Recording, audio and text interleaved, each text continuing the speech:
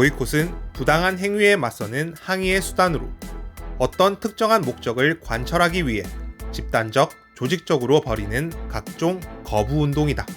보이콧은 19세기 찰스 보이콧이라는 사람의 성에서 유래되었다.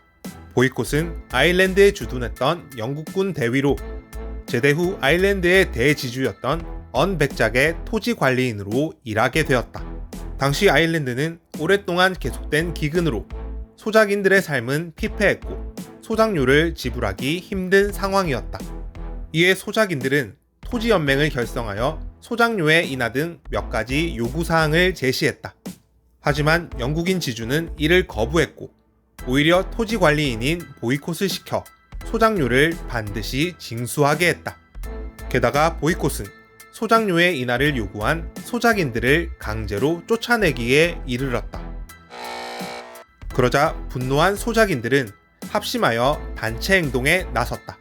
그의 토지를 경작하는 것을 거부하는 것은 물론이고 상점에서는 그에게 물건을 팔지 않았고 우체부는 그에게 편지와 소포를 배달하지 않았다. 쥐바니를 하던 하녀들과 마부는 자취를 감추었고 심지어 그가 다니던 교회마저도 그를 배척했다. 그렇게 그는 소위 왕따를 당하며 큰 고통을 겪었고 결국 나중에는 먹을 음식이 없어서 굶어 죽기 직전까지 가기도 했다. 이는 찰스 보이콧에 대한 소작인들의 집단 거부 행동으로 볼 수 있는데 지금의 표현을 빌리자면 보이콧이 보이콧을 당했다고 볼 수 있다. 하지만 보이콧은 포기하지 않고 그해 9월에 런던 더 타임즈에 자신의 상황을 알리는 글을 기고했다. 그렇게 그는 토지연맹과 소작인들의 만행을 고발하며 적극적으로 반격을 꾀했다. 그러나 그것은 오히려 이 일이 전국적으로 알려지는 계기가 되었고 지주인 언백작은 악덕지주라는 오명을 뒤집어 쓰게 되었다. 또한 추수를 위해 파견된 일꾼과 그를 호위하는 인력에게 많은 비용을 지불하면서 언백작은 금전적으로도 큰 손해를 입게 되었다.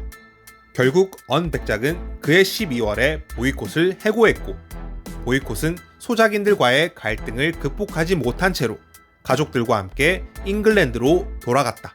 그렇게 이 사건은 유럽 전역에 크게 보도되었고 그때부터 보이콧은 사람 이름이 아닌 명사나 동사로 널리 쓰이게 되었다.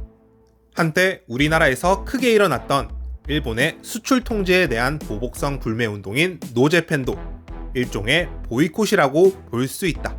특정 올림픽에 대한 불참을 뜻하는 올림픽 보이콧도 대표적인 보이콧 사례이다.